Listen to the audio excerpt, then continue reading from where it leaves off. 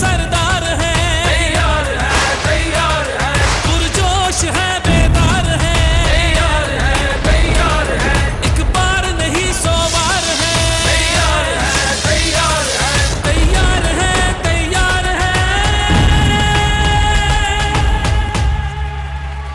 Auzubillahi minash-shaytanir-rajim. Bismillahir-rahmanir-rahim. Assalamu alaikum, ladies and gentlemen. This is me, Sara Baloch, and I warmly welcome each one of you to the mega transmission of PSL Season 9. We call it Cadbury Dairy Milk PSL Hangama. जनाब, I hope you guys are keeping yourself and I don't know आपने कितना enjoy किया आज के match को, because honestly मुझे लग रहा था कि कोई थ्रिल होगा, कोई नील बैटिंग मैच होगा. हाँ, एंड पे आके कुछ मजा आना शुरू हुआ ही था, but I have to be really honest, आज सेकेंड लेग था कराची में. व्हाट हैपेंड टू कराचीइट्स, मतलब मैं खुद कराची की हूँ और कराची में जब मैचेस हुआ करते थे हम जाके देखा करते थे. So I have no idea, I have no words on it. लेकिन कराचीइट्स, आई एक्सपेक्ट कि आप जाएं, जाके मैच देखें. अदर देन सेलिब्रिटीज मुझे वहाँ पे शायकीने क्रिकेट नजर नहीं आए, तो ये एक मेरा कंसर्न है. एंड देन आज 15th नंबर ऑफ मैच था between Karachi Kings and Islamabad United. Karachi Kings जब आया जनाब, उन्होंने ऑन बोर्ड रन तो कर लिए 165 5 विकेटों के नुकसान पे. इस्लामाबाद आया 169, ऑफ कोर्स चेज भी किया, विकेट्स भी इन हैंड थी, लेकिन कराची किंग का टॉप ऑर्डर नाकाम हो गया. फिर उनकी जब बॉलिंग की बारी आई तो 12th ओवर पे जाके उन्होंने एक विकेट ली. तो बहुत सारे कंसर्न्स जो है वो खड़े हो चुके हैं कराची किंग्स को लेके. हम वेलकम करते हैं हमारे panelist, because I think they must have the answers, क्योंकि क्वेश्चंस बहुत है और जवाब सिर्फ वही दे पाएंगे. वेलकम करते हैं जनाब फॉर्मर कैप्टन पाकिस्तान की टीम के सलीम मलिक साहब को. सर अस्सलाम वालेकुम. वालेकुम सारा, कैसी हैं आप? आई एम ऑल वेल जनाब. और उनका साथ देते हैं हमारे फॉर्मर सेंसेशनल पेसर, जी हाँ बात कर रही हूँ टेस्ट क्रिकेट का बहुत बड़ा नाम, अब्दुल रऊफ साहब. अस्सलाम वालेकुम जी. जी वालेकुम सलाम. आप दोनों खैरियत से जनाब? आप ठीक नहीं हैं, हम ठीक हैं. हाँ, मैं ठीक हो रही हूँ, आहिस्ता आहिस्ता वायरल है, आहिस्ता आहिस्ता जाएगा. लेकिन sir I come to you, आज का इतना लो स्कोरिंग मैच, एक तो मैं चाहूंगी इस पे आप बात कर दें. दूसरा सर, आई वाज थिंकिंग कि लाहौर की लेग के बाद जब ये कराची में चला गया मैच, कराची में के बाद इस्लामाबाद में भी जाएगा, तो ये जो पिच आप देख रहे हैं, कितना डिफरेंट पाया आपने इस पिच को. और ये जो लो स्कोरिंग मैच था, क्या ये हाई स्कोरिंग हो सकता था? क्या ये इनकी क्या कहना चाहेंगे, पुअर परफॉर्मेंस थी या ये पिच ही ऐसी थी? नहीं, देखें, ये जब लाहौर से कराची मैच शिफ्ट हुआ था तो हमने कहा था कि यहाँ पिछले साल भी बहुत लो स्कोरिंग मैचेस होते रहे हैं. और अगर आज भी आप अगर देखें तो इवन बाउंस नहीं था, इवन कुछ बॉल स्पिनर्स के ठीक हाइट पे आए, कुछ बिल्कुल लो रहे, तो अनइवन सी थोड़ी सी स्पिनर के लिए विकेट खेली. मगर इसमें जो सबसे ज़्यादा कंसर्निंग चीज़ है वो है कराची की टीम की. देखिए, कराची की टीम में जो मेरा ख्याल कराची की बैड लक रही है कि मैं पिछले 2-3 साल से देख रहा हूँ कि इनके पास कोई अच्छे ओपनर्स नहीं हैं. ये स्ट्रगल कर रहे हैं ओपनिंग बैट्समैन पे, क्योंकि जब इनका उनके पिछले साल भी अगर देखें तो बहुत स्लो उनका स्टार्ट मिलता रहा उनको, और उसी की वजह थी कि वो कोई मैच नहीं जीत सके. और अब भी इसकी रीज़न ये है कि इनका कप्तान जो है, देखें, वो T20 का प्लेयर नहीं है, वो एक टेस्ट मैच का प्लेयर है और वो T20 में कप्तानी कर रहा है और ओपन आता है, और उससे टीम को बहुत नुकसान होता है कि अगर आपका स्ट्राइक रेट ही बहुत कम हो, चूँकि वनडे में तो आपका स्ट्राइक रेट ज़्यादा होना चाहिए ना, तो आप बहुत स्लो खेलते हैं.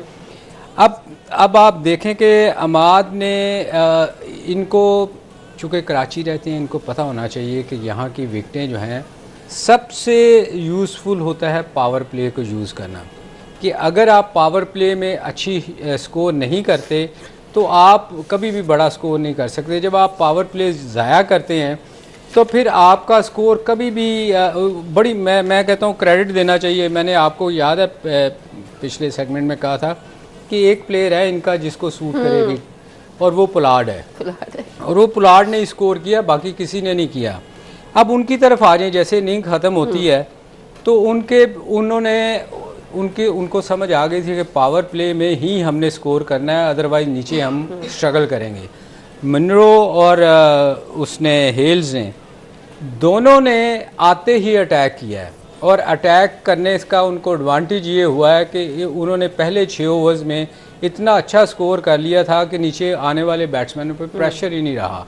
उन्होंने देखे ना 12 ओवरों में 100 कुछ कर गए थे. तो जब ये चीज़ें जो है ना, ये कप्तान को सोचनी चाहिए. कराची बड़ी देर से स्ट्रगल कर रहा है और ये हमेशा अपनी ओपनिंग की वजह से मार खा रहा है. देखे, इनमें मुझे एक प्लेयर ऐसा नज़र नहीं आता कराची की टीम में जिसको आपके कहें कि ये मैच विनर है। आप देखें लाहौर मैचेस आ रही, 6 मैच हार गई। आप उनके 2-3 प्लेयर ऐसे हैं जिनको आप मेंशन कर सकते हैं, अभी भी होप लगा के बैठते हैं कि यार अगर ये खड़ा हो गया तो ये अपनी टीम को जितवा सकता है। मगर कराची में मुझे कोई ऐसा प्लेयर नज़र नहीं आता कि जो आप जिसको कहें कि यार ये प्लेयर जो है ना ये कराची को मैच जितवाएगा। तो ये कराची की जो सिलेक्शन जब होती है तो उनको ये सोचना चाहिए कि हमारे पास कौन सा मैच विनर है। कैप्टन है वो जाके देखे, 2 चीज़ें होती हैं, या आप टीम के लिए खेलते हैं या अपने लिए खेलते हैं। तो मसूद की प्रॉब्लम ये है कि वो जब जाके आप अपने लिए खेलता है तो 15-20 रन 25 रन करेगा तो उसमें पावर प्ले बिल्कुल टोटली ज़ाया हो जाएगा। और वही टाइम होता है जब टीम को आप बूस्ट करते हैं पावर प्ले में अच्छी हिटिंग करके। तो मेरा ख्याल ये कराची के लिए थोड़ा सा है कि वो आगे वहाँ कराची में भी कोई फ़ायदा नहीं उठा सकेगी। हालांकि एक्सपेक्टेड था। देखिए जी, पॉइंट टेबल के एतबार से कराची जो है वो पहले ऊपर थी, वो नीचे आ गई है। इस्लामाबाद यूनाइटेड नीचे थी, वो ऊपर आ गई है। एक्सपेक्टेड था। I was listening to the commentators कि देखिए जी कराची अपने होम ग्राउंड में खेल रहा है तो शायद इनको होम एडवांटेज होता है। होम एडवांटेज तो बिल्कुल भी नहीं दिखा। आई come to you Rahul ji, अगर हम पावर प्ले के हवाले से बात करें, बल्कि नहीं, पावर प्ले के बाद जाके 12th ओवर में जाके कराची की अगर हम बात करें तो उनकी 83 रन ऑन बोर्ड थे 4 विकेटों के नुकसान पे। और अगर हम इस्लामाबाद की बात करें जनाब, 110 रन ऑन बोर्ड थे, सिर्फ 1 विकेट का नुकसान हुआ, यानी पहली विकेट गिरी है 12 ओवर पे। क्या कराची की जो बॉलिंग यूनिट है अगर वो अर्ली ब्रेक थ्रू दे देती तो आपको लगता है कि इस्लामाबाद की जो ये सिचुएशन है, जो विनिंग सिचुएशन में कन्वर्ट हो गई, या टारगेट जो था उनके लिए तब भी ईजी होता? देखिए, इसमें 2 चीज़ें आ जाती हैं। एक तो जो आपकी इस्लामाबाद की टीम थी वो बिल्कुल क्लियर माइंड के साथ खेल रहे थे, उनको पता था कि उन्होंने यूटिलाइज़ करना है जो पावर प्ले है उसको। और जो पिच का बिहेवियर था बिल्कुल उनके सामने आ चुका था। उन्होंने 20 ओवर वहाँ पर फील्डिंग की और उन्होंने देख लिया कि ये पिच का बिहेवियर क्या है। ये जो फास्ट बॉलर्स हैं उनको सीम नहीं कर, उनको सपोर्ट नहीं कर रही है, तो उन्होंने फिर जो फास्ट बॉलर थे उन पर अटैक करना शुरू कर दिया। आपने देखा कि 100 रन की पार्टनरशिप हुई है दोनों मनरो की और हेल्स के दरमियान में, और उन्होंने जो मैच था वो कम्प्लीटली एक तो चेंज कर दिया था, दूसरा कराची की हाथ से निकाल दिया था। मगर अगर ये थोड़ी सी बेहतर कैप्टनसी ये कर सकते थे, क्योंकि अगर आप पहली इनिंग आपने देखी इस्लामाबाद ने जिस तरह बॉलिंग की है तो उसमें इनको पता चलना चाहिए था कि जो पिच है वो बहुत ज़्यादा स्पिनर्स को सपोर्ट कर रही है। और जब स्पिनर्स को आप सपोर्ट करती है पिच, तो वहाँ पर जो सीम बॉलर्स हैं वो आपने देखा कि ये दो पेस बॉलर्स थे इस्लामाबाद के, जिसमें रुमान रईस को 4 ओवर में 45 रन हुए और हनैन शाह को 3 ओवर में 30 रन हुए। मगर इसके बावजूद जो इनके कैप्टन थे, जिस तरह सलीम भाई ने बात की है शान मसूद की, उन्होंने जो पूरा का पूरा जो सर्कल था वो यूटिलाइज़ किया अपने पेसर्स के थ्रू, और पेसर्स भी उनके हैवीली कंसीड हुए। 2 ओवर में 25 रन हमजा को हुए, मीर हमजा को, और 3 ओवर में 40 रन उसने दे दिया हसन अली ने। तो ये मेरा ख्याल है कि जो कैप्टन है, जिस तरह हम पहले बात करते हैं कैप्टनसी पे, शाहीन पे बात की है, रिजवान पे बात की है, बाबर पे या उस पे शादाब खान पे, तो ये जो शान मसूद है ये कोई बहुत एक्सेप्शनल कैप्टन नहीं है कि इनको पाकिस्तान की टेस्ट टीम का आपने पता नहीं इमरान खान समझ के कैप्टन लगा के बना दिया, तो वो नहीं है। ये भी उसी लाइन में है जिस लाइन में वो खड़े हैं, उसी लाइन में ये भी कैप्टन है, क्योंकि आज जो इनकी सेंस है कैप्टनसी की वो भी आलमोस्ट उसी तरह की है कि 6 ओवर्स इन्होंने करवाए हैं। कराची की पिच जो कि स्पिन बॉलर्स के लिए बहुत ज़्यादा सूट कर रही थी, स्लो थी, ब्रेक ले रहा था, टर्न ले रहा था, बॉल नीचे रह रही थी, वहाँ पे इन्होंने शुरू में दायरे में स्पिनर्स को इस्तेमाल नहीं किया और अपने पेस बॉलर से ही बॉलिंग करवाते रहे और एक ईजी एक्सेस दे दी जो इस्लामाबाद के बैट्समैन थे, तो उनके लिए चीज़ें जो हैंडल करना बहुत ज़्यादा आसान हो गया था। मगर रऊफ़, अगर आप एक चीज़ देखो ना, उनके पास 2 ऐसे बॉलर थे, अमाद और आगा सलमान, ये दोनों नए बॉल से बॉल कर लेते हैं, स्पिन अटैक करते रहे हैं। वो पाकिस्तान की तरफ से करता रहा और ये लीग में करता है। इनके पास कोई ऐसा बॉलर नहीं था स्पिनर जो अटैक कर सकता। वकार से नहीं, नवाज से तो वो आखिरी ओवर करवाते रहे हैं, और वो भी वो ऑफ स्टंप पे फील्ड लेके टांग पे बॉल करता रहा, उससे कैसे नया बॉल करवा लेते। हाँ, इनके पास उन्होंने चांस लिया ज़रूर मलिक से, मगर मलिक भी देखो ना वो रेगुलर बॉलिंग नहीं कर रहा, तो उनको एडवांटेज ये था कि उनके पास अमाद था जिससे वो अटैक करवा सकते थे। और फिर इन्होंने अटैक भी करवाने की कोशिश नहीं की ना, उन्होंने अटैक ही इतना कर दिया मनरो और हिल्स ने कि उन्होंने इनको बिल्कुल बैकफुट पे ले गए थे। तो मेरा ख्याल है इनके कराची के पास, मैं इसलिए कह रहा हूँ रऊफ़ कि इनके पास ना मुझे कोई रिप्लेसमेंट नहीं है, कोई कम्बिनेशन इनका नज़र नहीं आ रहा कि जो नज़र आए ना कि यार ये प्लेयर हमारा जो है ना अगर चलेगा तो हम मैच जीत सकते हैं। सर मुझे बात समझ में नहीं आ रही, इस बार Lahore Qalandars and Karachi kings in दोनों में फाइटिंग स्पिरिट की कमी क्यों है? हुआ क्या इन दोनों टीम्स नहीं को? देखे दोनों की रीज़न ये है कि दोनों के पास बॉलिंग नहीं है, स्पिन अटैक बिल्कुल ही नहीं है। लाहौर के पास तो बिल्कुल ही नहीं था ना, कराची के पास तो फिर भी है। सर इसी पे बात करेंगे क्योंकि देखें ये सवाल सिर्फ मेरा नहीं है, ये सारे पाकिस्तानी सबके जहन में एक ही सवाल है कि लाहौर कलंदर्स एंड कराची किंग्स को क्या हो गया। So we'll have a detailed discussion on this. Keep watching our special transmission of PSL season 9। We call it Cadbury Dairy Milk PSL Hungama. तैयार है तैयार है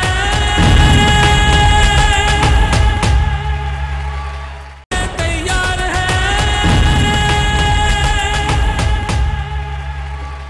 Welcome back. You've been watching our special transmission of PSL Season 9. We call it Cadbury Dairy Milk PSL Hangama. The show has been presented to you by Lifebuoy Herbal Shampoo, brought to you by Neo by Kaizen Paint, powered by HBL and refreshed by Coke. Having said that, it was the 15th number of PSL Season 9. जनाब ये Karachi king और इस्लामाबाद के बीच में match था और Islamabad United जीत गई है। सबसे पहले हम quickly I would like to go through the points table. Multan Sultan has played 6 matches, won 5 matches, lost 1 matches. Janab with the points of 10, having net run rate of 1.154. Then on number 2 we have gotten Quetta Gladiators. They have played 4 matches, they have won 3 matches, lost 1 with 6 points and having a net run rate of 0.345. Then on number 3 we have gotten Peshawar Zalmi. They have played 5 matches, won 3 matches, lost 2 matches with the points of 6, having the net run rate of minus 0.285. Then on number 4, now we have gotten Islamabad United. On number 5, we have gotten Karachi Kings, and bottom of the table we have gotten Lahore Qalandars. I'll come back to you, gentlemen. हम बात करें लाहौर कलंदर्स की और Karachi Kings की, इन दोनों में fighting spirit बिल्कुल नजर नहीं आ रहा है. What went wrong with them, specially in दोनों में जो गेम प्लान है मिसिंग है.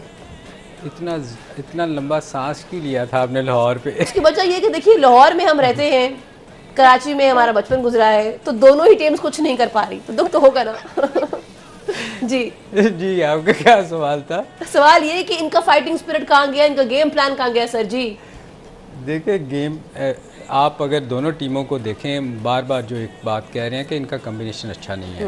और प्लस जब आप अपने लिए खेलते हैं ना, जब दो चीज़ें होती हैं, या आप टीम के लिए खेलते हैं या अपने लिए खेलते हैं. कराची की प्रॉब्लम ये है कि मैंने अभी आपको मेंशन किया था कि वो कप्तान जो है वो अपने लिए खेल रहा है. जब आप टीम के लिए खेलेंगे तो आपको तेज़ खेलना पड़ेगा और उसमें चांसेस है, क्योंकि आप पावर प्ले का यूज़ इस्तेमाल नहीं कर रहे ना, आप उससे फ़ायदा नहीं उठा रहे. आप फ़ायदा जब उठाएंगे तभी आपकी टीम अच्छा कर पाएगी. और लाहौर कलंदर की प्रॉब्लम ये है कि वो उनका कॉम्बिनेशन इसलिए अच्छा नहीं कि उनके पास स्पिनर ही कोई नहीं था. जहां स्पिन लाहौर में 9वां मैच, कितना 13वां मैच शायद खेल रहे थे, तो विकेट तो काफ़ी हद तक चेंज हो चुकी थी. फास्ट बॉलर से स्पिनर को फ़ायदा देना शुरू हो गई थी और लाहौर कलंदर के पास बॉलिंग ही नहीं थी. जो एक बॉलर था लिंडे, उसको उन्होंने खिलाया नहीं था. तो बात यह है कि जब आप कॉम्बिनेशन आपका है नहीं और फिर जो आपके पास बचा कुचा बचा है उसको भी नहीं आप खिला रहे, तो आप कैसे एक्सपेक्ट करेंगे कि आप अच्छा परफॉर्म करेंगे? आप नहीं कर पाएंगे. तो ये दोनों में रीज़न ये है कि कराची को अगर अच्छा करना है तो उनको अपने ओपनर पे कंसंट्रेट करना पड़ेगा. और उसमें प्रॉब्लम ये है कि कप्तान अब चेंज हो नहीं सकता कि वो अपनी जगह तो किसी को कभी नहीं खिलाएगा, क्योंकि उसने ओपन करनी है. और या तो फिर रन रेट तेज़ करे, आके उसमें पावर प्ले में फ़ायदा उठाए और उसमें तेज़ खेलने की कोशिश करे, जो कि मुझे बहुत कम चांसेस नज़र आते हैं. सर एक बात मैं उसे ऐड ऑन करना चाहती हूँ, आई मे बी रॉन्ग, लेकिन जब अब्दुल्ला शफी की जगह चेंज हो सकती है तो फिर क्या मैनेजमेंट, अगर मैनेजमेंट बड़ी है, एक बात आपने जो बात की थी कि मैनेजमेंट बड़ी होनी चाहिए, वो कप्तान नहीं है ना, वो कप्तान नहीं है, इसलिए वो उसको बेचारे के बस में कुछ नहीं है. अगर वो कैप्टन होता तो शायद वो भी ओपन से कभी नीचे ना आता. वो तो है ही जेन्युइन ओपनर है, मगर चूंकि वो कैप्टन नहीं है इसलिए वो उसको बेचारे को जहाँ मर्जी रेलू कट्टे की तरह इधर उधर करते रहेंगे, वो कुछ बोल ही नहीं सकता. और मैनेजमेंट बड़ी नहीं है, कैप्टन बड़ा है. कैप्टन बड़ा असल में प्रॉब्लम हमारी ये कि हमारी एक साइकी है हमारी पाकिस्तानी कौम की, कि हम जिसको कैप्टन बनाते हैं हम समझते हैं कि वो कैप्टन लाइफ बॉय नहीं बन जाता है. हम कहते हैं कि वो सारे काम वही करेगा, वो टार्जन बन जाता है.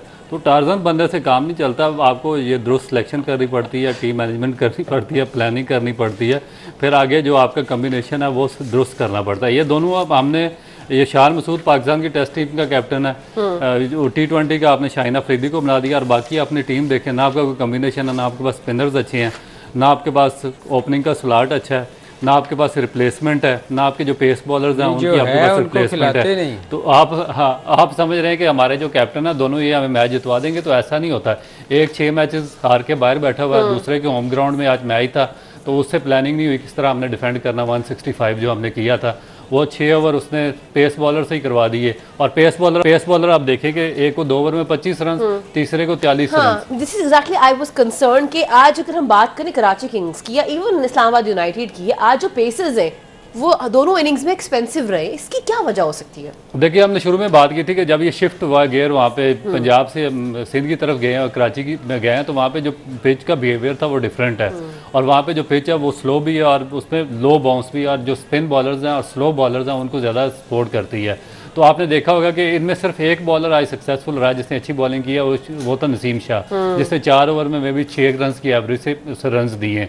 बाकी जितने बॉलर्स थे आप देखें कि अगर रुमान रईस 4 ओवर में 45, हुनैन 3 ओवर में 30, ये दोनों कोटा ही नहीं मुकम्मल कर सके जो कराची के 2 फास्ट बॉलर्स हैं। तो बात यह है कि ये वेरिएशन से बॉलिंग नहीं कर रहे थे, ये पेस से बॉलिंग कर रहे थे और पेस आगे यूटिलाइज हो रही थी।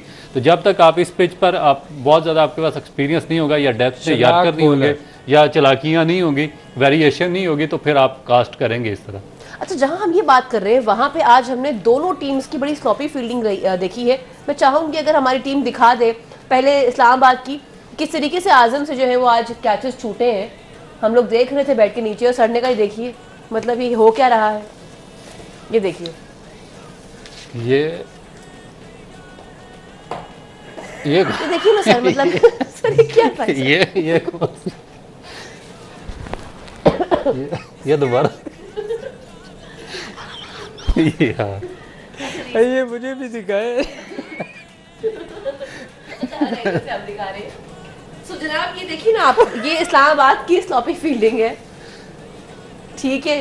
और अब हम दिखाएंगे आपको जनाब कराची के जो हमारे कैप्टन स्किपर शान से भी कैचेस आज ड्रॉप हुए।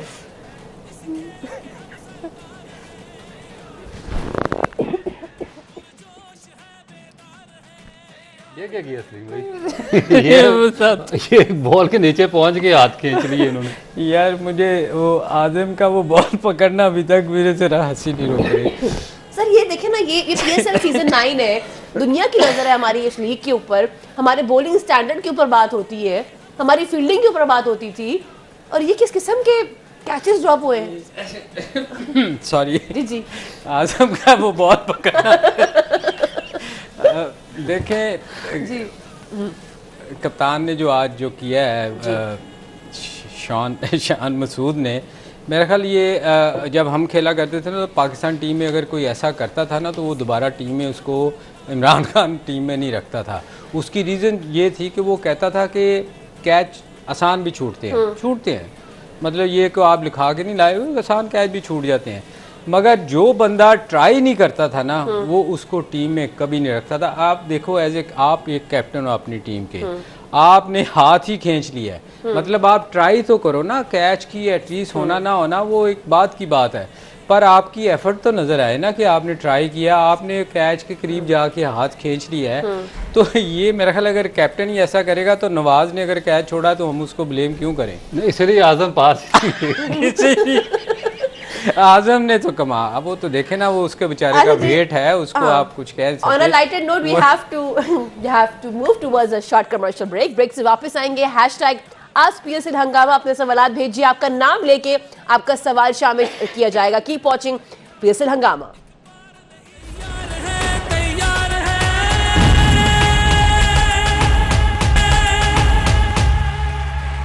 Welcome back. You've been watching our special transmission of PSL Season 9. We call it Cadbury Dairy Milk PSL Hangama. The show has been presented to you by Lifebuoy Herbal Shampoo, brought to you by Neo by Kaizen Paints, powered by HBL and refreshed by Coke. जनाब हमने देखा कि इस्लामाबाद में आज हमें एक partnership नजर आई। Alex Hales की बात करें, मुनरो की बात करें, 108 की पार्टनरशिप थी 69 बॉल्स पे। Sir I was just thinking, इस पीएसएल में हमने देखा है, हम बात करें हेनरिक्स की, हम बात करें डुस्टिन की, जो हमारे इंटरनेशनल प्लेयर्स हैं, ये वो काम कर रहे हैं जो वो इम्पैक्ट लेके आ रहे हैं अपनी इनिंग्स में, अपनी गेम्स में, जो हमारे पाकिस्तानी प्लेयर्स लेके नहीं आ पा रहे। खासकर हम बात करें टॉप ऑर्डर की, तो ये क्या वजह है, हम क्यों नहीं कर पा रहे जो इंटरनेशनल प्लेयर्स कर पा रहे? देखिए, आप मिनरो की या हेल्स की बात करें तो उनको दुनिया में जहाँ भी लीग्स खेली जा रही हैं उनको एज ओपनर वो बुलाते हैं। आपके जो ओपनर्स खेल रहे हैं जो हमारे लोकल हैं, इवन कप्तान से ले लें, कौन सी लीग्स में लोग उनको बुलाते हैं? इसलिए कि उनका एक नाम है, वो बिग परफॉर्मर हैं, हर कंट्री में जाके खेलते हैं, वो स्लो नहीं खेलते, वो हर कंडीशन में जाके अपनी गेम दिखाती हैं। हमारे आप अपने स्टैंडर्ड को, अपने प्लेस को उनके साथ ना मिलाएं। वो T20 के स्पेशलाइज बैट्समैन हैं और आपके स्लो खेलते हैं, इसलिए दुनिया में बहुत सारी लीग्स में उनको नहीं बुलाया जाता, इसलिए इनको वहाँ बुलाया जाता है। ये इसलिए फ़र्क आपको नज़र आएगा इनमें और बाकी प्लेस में, लोकल प्लेस में और इनमें फ़र्क नज़र आएगा। ये फ़र्क है। So this is going to stay. This is what you're saying. देखें, वो आप उनको उनके साथ कंपेयर नहीं कर सकते ना। वो देखें आके उनका स्ट्राइक रेट अगर आप देखें तो वो 200 से करीब पहुंचा होता है, और हमारों का अगर आज ही देख लें तो 30 गेंदों में 27 होंगे तो 100 का भी नहीं होता, तो फ़र्क तो है ना। नहीं, हमारे वाले अपने नहीं खेल रहे हैं बेसिकली। नहीं, एक और चीज़ भी मैं आपको बताऊं कि सलीम भाई, ये जो है ना एलेक्स हेल्स, इसको मैं काफ़ी अरसे से वाच कर रहा हूँ। ये इंग्लैंड से बड़ा जो उनके वनडे भी खेलता रहा, उसके बाद T20 में बड़ा स्पेशलिस्ट इनका प्लेयर रहा, उसके बाद जो उनका फर्स्ट क्लास रिकॉर्ड है बहुत ही शानदार है जो काउंटी में इनका। इसी तरह मनरो का जो बेस पे रिकॉर्ड है वो बहुत अच्छा है। हमारे फ्राम नोवेयर से मेरा ख्याल है कि आके फिर टेक्निक पे इतना ज़्यादा काम नहीं करते। अब देखिए कि हमारा एक फ़खर ज़मान ऐसा प्लेयर था कि जो टेक्निकली उसको बेहतर कर सकते थे, और अगर उसकी पावर हिटिंग जो स्किल्स थे उनको एनहांस किया जाता और जो बाकी चीज़ें हैं टेक्निक वाइज बेहतर किया जाता। मगर उसको क्या किया इन्होंने कि वो आप देखें कि अपनी जो बिल्कुल राइट लेग है उसको क्लियर कर लेता है। दुनिया का कोई ओपनर, चाहे T20 का भी ओपनर हो, वो इस तरीके से राइट लेग अपनी क्लियर नहीं करके खेलता, क्योंकि फिर जब भी आप टेक्निक का मसला आएगा तो आपको प्रॉब्लम होना शुरू हो जाएगा। क्योंकि टेक्निक के साथ आप एग्रेशन ला सकते हैं, आप अग्रेसिव क्रिकेट खेल सकते हैं, मगर जब एक दफ़ा आपकी टेक्निक सफ़र करना शुरू हो जाए तो फिर उसके बाद जो आपका ये शॉर्ट फॉर्मेट होता है इसमें भी आपकी जगह बनाना मुश्किल हो जाता है। ये मेरा ख्याल है। इनका ख्याल नहीं, देखो ना रऊफ़, अगर आप बाबर की बात करो, ये जब हमेशा सारे इसको क्रिटिसाइज़ करते हैं, उसकी टेक्निक अगर आप देखो तो पाकिस्तान में कौन सा प्लेयर है जो जिसकी टेक्निक जैसी है, और वो हर फॉर्मेट में फिट है, इसलिए कि उसकी टेक्निक अच्छी है। बाकी उनकी टेक्निक अच्छी नहीं है। कुछ प्लेयर ऐसे हैं जो सिर्फ टेस्ट मैच खेल सकते हैं, कुछ को आप वनडे में ले जाते हैं कि 50 ओवर का स्लो भी खेल के तो चल जाएगा। मगर इन लोगों ने ये जो बाकी प्लेयर्स जो दुनिया के आके हमारे यहाँ खेलते हैं, वो हर फॉर्मेट में उसी तरह की गेम खेलते हैं। अब आप इंग्लैंड को देखो, अब उन्होंने तो टेस्ट मैच भी चेंज कर दिया हुआ, कोई टेस्ट मैच को भी तेज़ खेलते हैं। तो ये चीज़ें जो है हमारे यहाँ, हम उस पर शुरू में टेक्निक अपनी पे काम नहीं करते, इसलिए आके हमें फिर जब हम T20 में आते हैं तो हमसे खेला नहीं जाता, क्योंकि हमें स्लो खेलने की आदत होती है। उसकी रीज़न ये है कि हमारी टेक्निक अच्छी होती नहीं है। सर आप सही कह रहे हैं। सर ने जो बात की है ना कि जो इंटरनेशनल प्लेयर्स हैं, the way they are playing test match, हमने देखा डेविड वार्नर अपनी रिटायरमेंट से पहले जब वो खेल रहे थे हमारे साथ पाकिस्तान के साथ सीरीज, तो कमेंटेटर्स भी कह रहे थे कि शायद ये भूल गए कि ये T20 नहीं खेल रहे, ये टेस्ट मैच खेल रहे हैं। लेकिन क्या शानदार इनिंग्स थी उनकी। नहीं, उसकी रीज़न ये थी कि जब आप रिटायर हो जाते हैं ना तो फिर आपका इंटरेस्ट ख़त्म हो जाता है। तो वो मेरा ख्याल है कुछ वैसे भी वो पंजाबी कहते हैं ना, खलीफा हो जाता है। वो जितनी देर वो खेला, वो दोनों फॉर्मेट में बहुत अच्छा खेला, मगर वो चूँकि वो रिटायर हो चुके थे, फिर वो बंदा मेंटली ना उतना स्ट्रॉन्ग नहीं रहता, वो रिलैक्स होके खेलता है। तो आप ठीक कह रही हैं, एक वो पिछली लीग में वो बहुत स्लो खेले थे, ये टेस्ट मैच जो था अभी पाकिस्तान के साथ। अच्छा जी, जहां ये बात हो रही है वहां पे बात होगी जनाब कल के मैच की।